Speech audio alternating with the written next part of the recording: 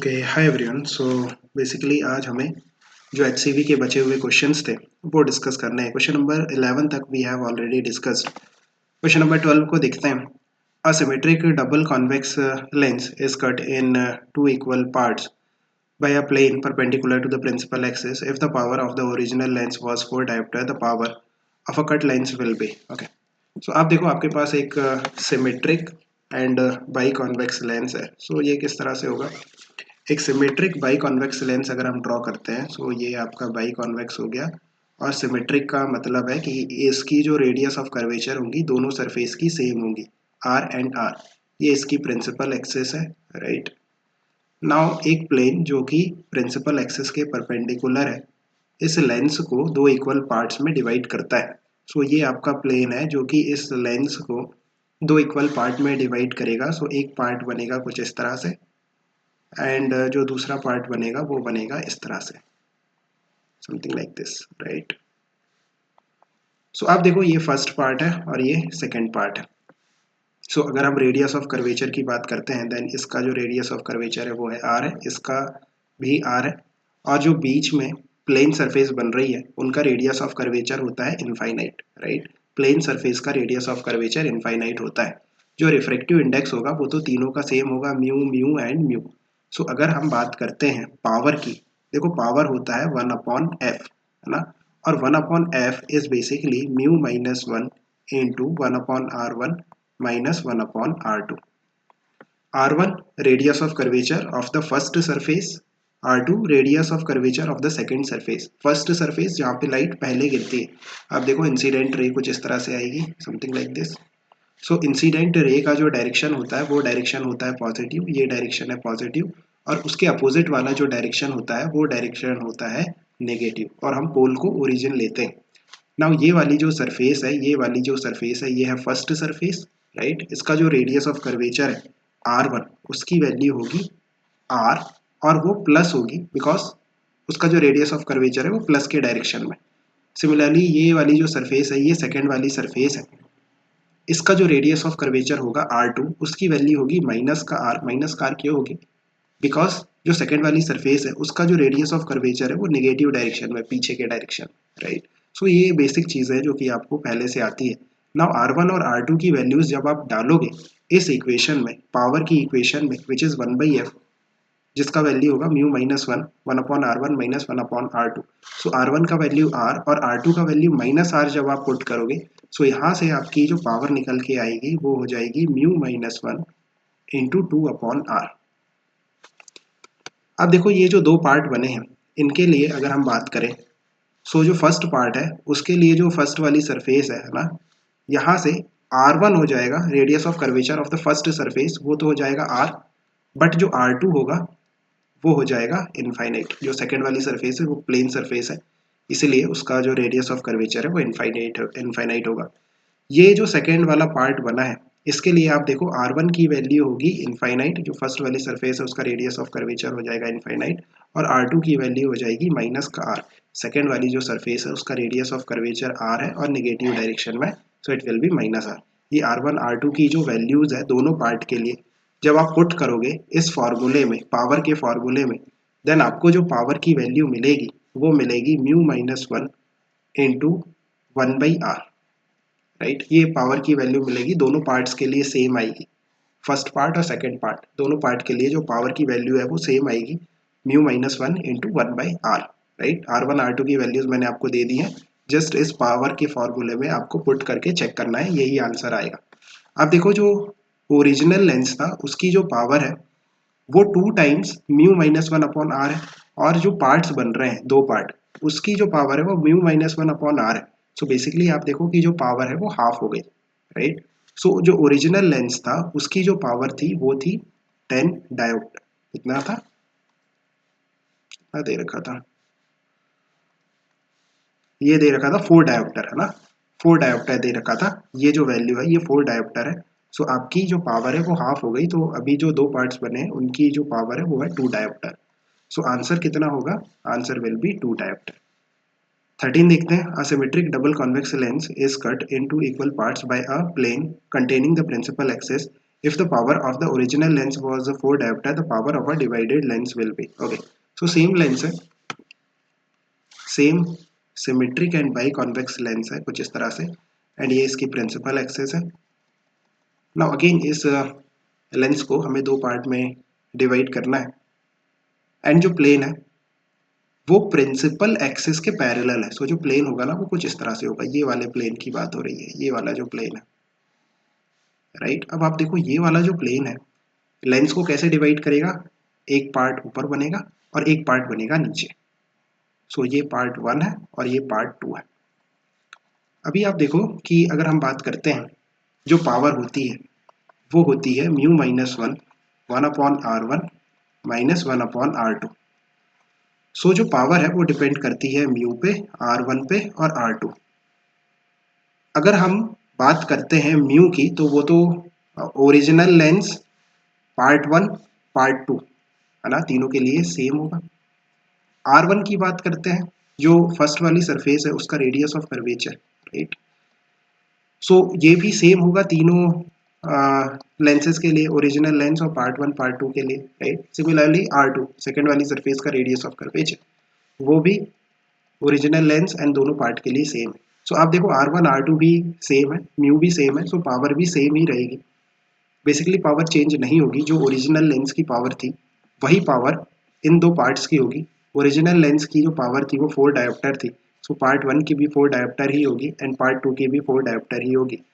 आप देखो अगर हम लेंस को ऐसे कट करें कि उसका रेडियस ऑफ कर्वेचर चेंज हो, जो रिजल्टेंट जो पार्ट्स बन के आए अगर उनके रेडियस ऑफ कर्वेचर चेंज होते हैं तभी लेंस की बेसिकली जो पार्ट्स बनेंगे उनकी पावर चेंज होगी। और आप इस तरह से कह लो कि प्रिंसिपल एक्सिस के परपेंडिकुलर वाले प्लेन से कट करोगे तो पावर चेंज होगी, प्रिंसिपल एक्सिस के पैरेलल वाले प्लेन से कट करोगे तो पावर चेंज नहीं होगी।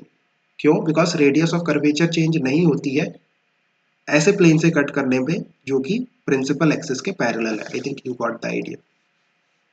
सो आंसर क्या होगा, पावर चेंज नहीं हुई है, सो 4 डायोप्टर ही रहेगी।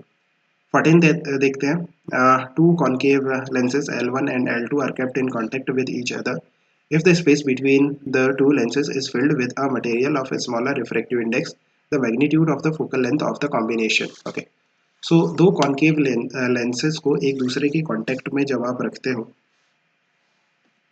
ये हो गया L1, ये हो गया second concave lens L2, right. So let's say जो L1 है उसका जो पावर है वो है P1, जो L2 है उसका जो पावर है वो है P2। सो इस कॉम्बिनेशन का जो नेट पावर होगा that will be P1 plus P2, right. अब देखो P1 कैसा होगा, it will be negative, P2 कैसा होगा, नेगेटिव होगा। नेगेटिव क्यों होगा, बिकॉज कॉनकेव लेंस है ना, इसकी फोकल लेंथ नेगेटिव होती है तो power is basically 1 upon focal length negative तो पावर भी नेगेटिव। सो आप कह सकते हो कि जो P आएगा वो भी कैसा आएगा, वो भी आएगा निगेटिव। नाउ हम क्या करते हैं, इसमें जो बीच वाला गैप बच रहा है ना, ये वाला गैप, इसमें हम एक मटेरियल फिल कर देते हैं। सो आप देखो कि व्हाट विल हैपन, ये आपका जो बीच वाला जहाँ पे आपने कुछ मीडियम को फिल किया है वो एक कॉन्वेक्स लेंस की तरह बिहेव करने लगेगा। बीच का जो स्पेस था वो बेसिकली बाई कॉन्वेक्स था। सो वहाँ पे जब आपने किसी मीडियम को फिल किया सो वो एक लेंस बन गया बाई कॉन्वेक्स लेंस। सो अभी जो सिस्टम है ये देखो, ये हो गया L1, ये हो गया L2, राइट, और एक कॉन्वेक्स लेंस और बन गया, let's say L3। Now L1 की पावर थी P1, L2 की पावर थी P2, जो कि दोनों नेगेटिव थी। बट ये जो कॉन्वेक्स लेंस बना है इसकी जो पावर होगी लेट्स से P3 होगी और ये होगी पॉजिटिव। सो अभी जो नेट पावर निकल के आएगी, जो नेट पावर निकल के आएगी वो आएगी P1 plus P2 plus P3। अब देखो P1 और P2 ये तो दोनों निगेटिव हैं, बट जो P3 है वो है पॉजिटिव। सो ये जो पॉजिटिव क्वांटिटी है इस पावर के मैग्नीट्यूड को कम करेगी, इजंट इट। आप एग्जांपल लेके देखो, लेट्स से P1 की वैल्यू है कितनी, -10, P2 की वैल्यू है -15। सो फर्स्ट वाले केस में जब मीडियम हमने फिल नहीं किया था उस टाइम पे जो पावर था वो था -25। नाउ यहाँ पे आप देखो P1 प्लस P2 जो है वो -25 है, बट बीच वाला जो कॉन्वेक्स लेंस बना है उसके कारण जो power I let's say plus में आनी चाहिए, सो लेट्स से वो 5 आ गई। सो अभी जो नेट पावर हो गई वो हो गई -20। सो अभी आप मैग्नीट्यूड वाइज देखोगे, मैग्नीट्यूड वाइज अगर हम बात करें, सो पावर का जो मैग्नीट्यूड है वो कम हो गया, पहले 25 था अब 20 हो गया। सो अगर हम फोकल लेंथ के मैग्नीट्यूड की बात करते हैं, सो वो होता है 1 अपॉन पावर का मैग्नीट्यूड, राइट। सो आप देखो पावर का मैग्नीट्यूड जो है वो डिक्रीज हो जा रहा है, डिक्रीज है ना। सो जो फोकल लेंथ का मैग्नीट्यूड है वो इंक्रीज हो जाएगा।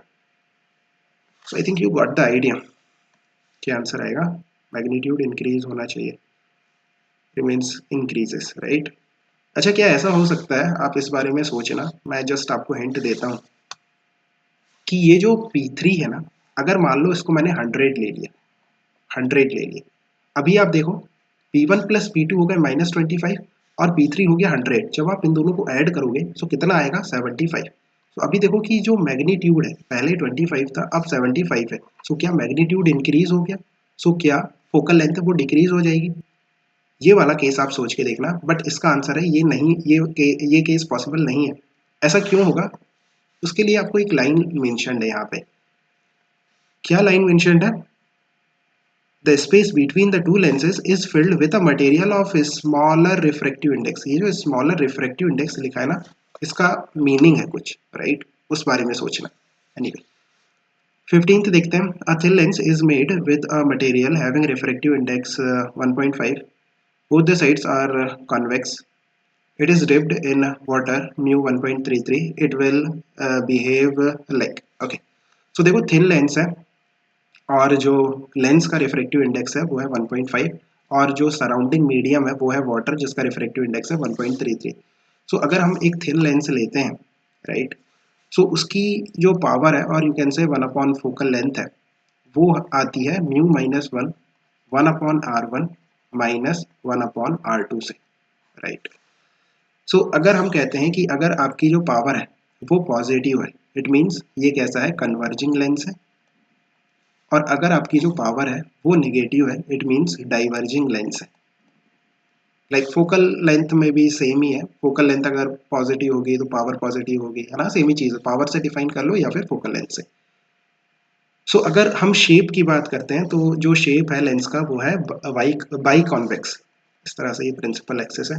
सो आप देखो बाई कॉन्वेक्स लेंस में जो R1 होता है, radius of curvature of the first surface, R1 जो होता है वो होता है पॉजिटिव, राइट।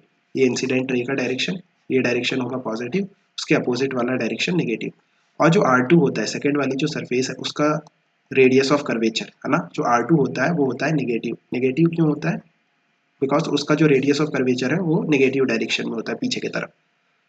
सो आप देखो ये वाला जो टर्म है 1 upon R1 minus 1 upon R2, ये तो हमेशा पॉजिटिव होगा। हमेशा पॉजिटिव क्यों होगा? बिकॉज 1 अपॉन R1 तो पॉजिटिव है, माइनस 1 अपॉन R2 एक पॉजिटिव क्वांटिटी में से, एक पॉजिटिव क्वांटिटी में से आप एक नेगेटिव क्वांटिटी माइनस कर रहे हो। आप एग्जांपल लेके देख लो, R1 की वैल्यू लेट्स से प्लस का 20 है और R2 की वैल्यू कितना है? माइनस का 50। सो 1 upon R1, 1 upon R1 is 20 minus 1 upon R2 which is minus 50। तो आप देखो ये 1/20 प्लस 1/15 है ना, पॉजिटिव क्वांटिटी निकल के आ रही। सो ये जो 1 upon R1 minus 1 upon R2 है इसको भूल जाओ, ये तो हमेशा पॉजिटिव होगा। बात आती है म्यू -1 पे। सो म्यू -1, ये जो म्यू है ये रिलेटिव म्यू है। म्यू -1 की हम बात करते हैं ना, म्यू जो है वो म्यू रिलेटिव होता है, basically mu of lens divided by mu of surrounding -1। सो अगर ये जो क्वांटिटी है ये पॉजिटिव है, ये ग्रेटर देन 0 है, इट मीन्स आपका जो पावर है वो भी पॉजिटिव होगा, राइट। सो इसको जब आप सॉल्व करोगे, so mu L upon mu S is greater than 1 और you can say mu L is greater than mu S. अगर ये कंडीशन है इट मीन्स जो पावर है वो क्या है? Positive, it means converging lens. So converging lens के लिए mu L is greater than mu S, right, ये याद रखो। सेम केस होगा कि अगर आपका mu L less than mu S है, सो पावर नेगेटिव और यू कैन से कि जो लेंस है वो डाइवर्जिंग है ना। बस सिंपल है। क्या दे रखा है? म्यू एल दे रखा है 1.5 दे रखा है, म्यू एस कितना दे रखा है वाटर का? 1.33। सो अगर हम कहते हैं कि म्यू एल ज़्यादा है, सो फर्स्ट वाला केस है ना, positive power which is converging lens. So answer क्या होगा इसका? इसका जो होगा 15th की हम बात कर रहे थे ना, सो पावर पॉजिटिव आ रही है, फोकल लेंथ भी पॉजिटिव आएगी, so it will be converging lens. Option A is correct. Question number 16 देखते हैं। A converging lens is made, a convex lens is made of a material having refractive index 1.2. Both the surfaces of the lens are convex. If it is dipped into water mu 1.33, it will behave like, देखो same case है, exactly same case है। आपके पास ये lens है, कौन सा lens है? By convex, right. सब कुछ सेम है।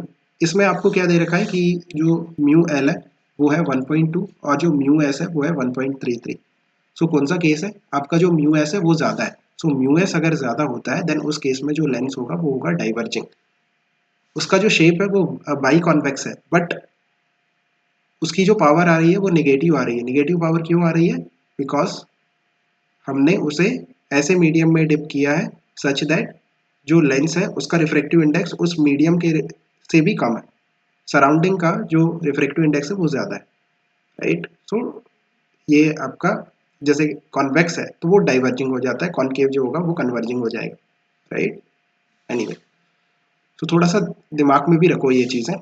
सो इट विल बी, जो कॉन्वेक्स लेंस है वो डाइवर्जिंग हो जाएगा अगर आप उसे ऐसे मीडियम में डालो जिसका सराउंडिंग का मीडियम उसके लेंस के रिफ्रैक्टिव इंडेक्स से यू नो आप समझ गए, right. So question number 16, it will be divergent.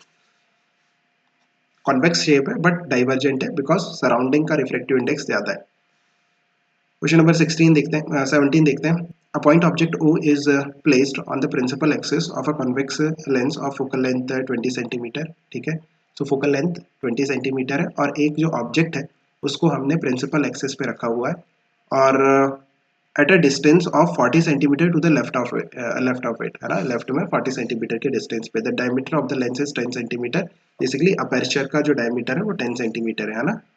An eye is placed 60 centimeter to the right of the lens and h distance h below the principal axis, the maximum value of h to see the images। So आप देखो इसमें है क्या, आपके पास एक lens है,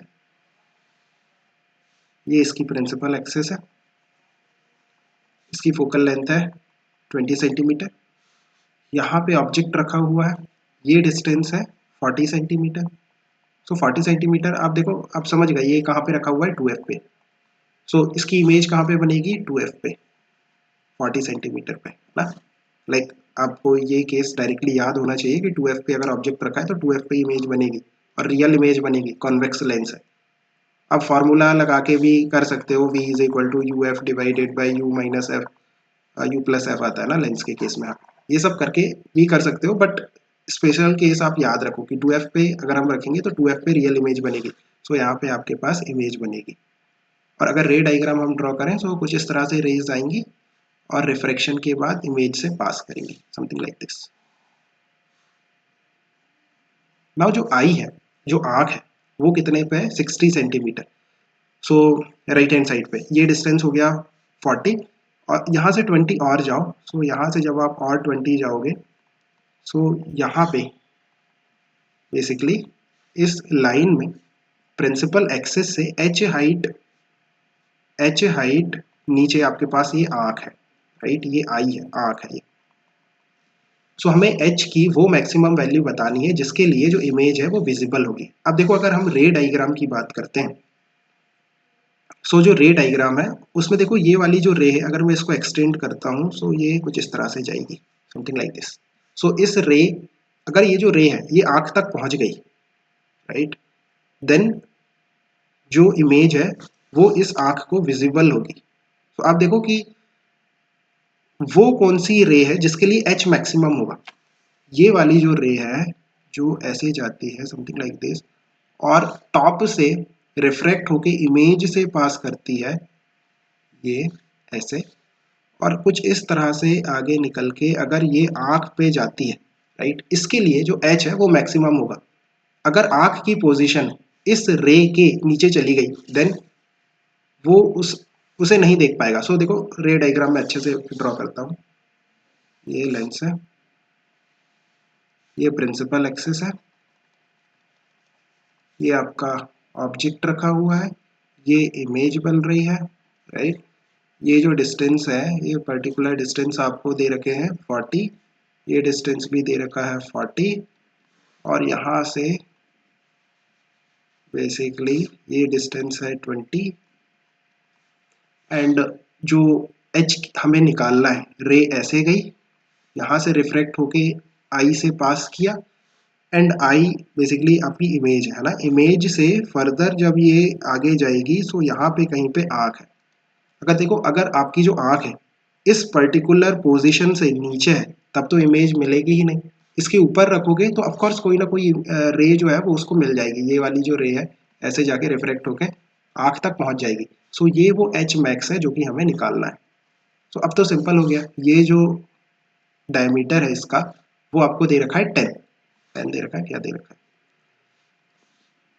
diameter जो है अपर्चर का distance of 40 centimetre, the diameter of the lens is 10। Okay, so diameter 10 है, इट मीन्स ये उसकी रेडियस हो गई विच इज़ 5। सो ये हो गई 5। अब ये वाला जो डिस्टेंस हो गया ये हो गया 40, और ये यहाँ से आप देखो सिमिलर ट्रायंगल बन रहे हैं, ये है ना, तो ये जो है ये एच है और ये पर्टिकुलर डिस्टेंस है 20। सो आप देखो जो सिमिलर ट्रायंगल बन रहे हैं, कौन से सिमिलर ट्रायंगल, एक ट्रायंगल हो गया ये वाला, राइट, और एक ट्रायंगल हो गया ये वाला। या तो सिमिलर ट्रायंगल से कर लो या फिर ये एंगल बराबर होगा ना, मान लो अल्फा है, ये भी अल्फा है, सो tan अल्फा है, इस वाले ट्रायंगल से जो tan अल्फा है वो है 5/40, और ये जो नीचे ट्रायंगल बन रहा है इस ट्रायंगल से जो tan अल्फा है वो है h/20। सो यहाँ से h की जो वैल्यू आ रही है वो आ रही है 10 सेंटीमीटर, राइट, सिंपल। और क्या दिखना था, question number 18 I think last है ना, yes. The rays of a different color fail to converge at a point after going through a converging lens. This defect is called. Okay. So देखो मैं बताता हूँ होता क्या है, अगर आप ध्यान से देखो देन जो रिफ्रैक्टिव इंडेक्स है ना म्यू, वो लैम्डा पे डिपेंड करता है। लैम्डा पे कैसे, एक कॉचीज फॉर्मूला है, mu is equal to a plus b upon lambda square plus c upon lambda की पावर 4।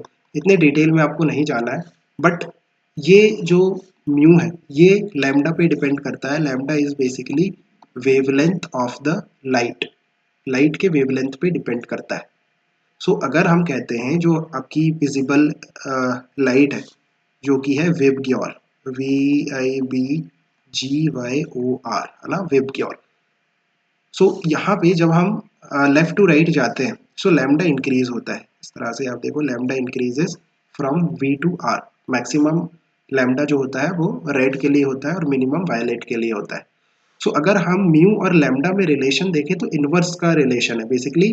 अगर आपका लैम्डा इंक्रीज होता है देन जो म्यू है वो डिक्रीज होगा, राइट। सो हम कह सकते हैं कि जो म्यू है वो डिक्रीज होगा left to right, right. So like lambda जो है वो इंक्रीज हो रहा है ना V से R, सो जो म्यू है वो डिक्रीज होगा V to R, और यू कैन से जो म्यू है वो मैक्सिमम किसके लिए होगा, V के लिए, और मिनिमम किसके लिए होगा, रेड कलर के लिए। सो अगर हम पावर या फिर फोकल लेंथ की बात करते हैं, 1/f is equal to mu minus 1/R1 minus 1/R2। Now for a given lens, lens के आपके पास एक लेंस गिवन है, उसका रिफ्रैक्टिव इंडेक्स है म्यू, राइट। सो देखो जो म्यू है वो लैम्डा पे डिपेंड करेगा, और जो फोकल लेंथ है, राइट, वो म्यू पे डिपेंड करती है। इट मीन्स फोकल लेंथ भी म्यू पे बेसिकली लैम्डा पे इनडायरेक्टली हम कह सकते हैं कि लैम्डा पे डिपेंड कर रही है। सो जिसका म्यू ज्यादा होगा उसका एफ कम होगा। अब देखो जो एफ है R1 R2 तो ज्योमेट्री पे डिपेंड करते हैं, एक गिवन लेंस के लिए जो R1 और R2 है रेडियस ऑफ कर्वेचर वो तो फिक्स होगा, ये भी आपका काइंड ऑफ फिक्स हो गया, कांस्टेंट हो गया। सो म्यू और एफ में इनवर्स रिलेशन है, एफ डिनोमिनेटर में है तो म्यू न्यूमरेटर में। सो अगर आपका म्यू डिक्रीज हो रहा है देन एफ इंक्रीज होगा, एफ इंक्रीज होगा, right, left to right.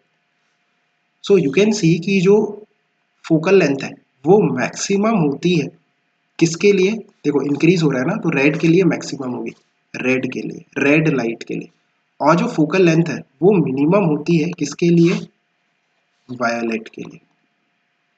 What I want to से, maximum focal length, minimum focal length, क्या चल रहा है अभी आपको समझ आएगा। ये लेंस है, यहाँ से आपने ये इसकी प्रिंसिपल एक्सिस बनाई, यहाँ से मान लो व्हाइट कलर की लाइट आपने गिराई। अब इस व्हाइट कलर में व्हाइट कलर में 7 कलर है, VIB विबग्योर, है ना।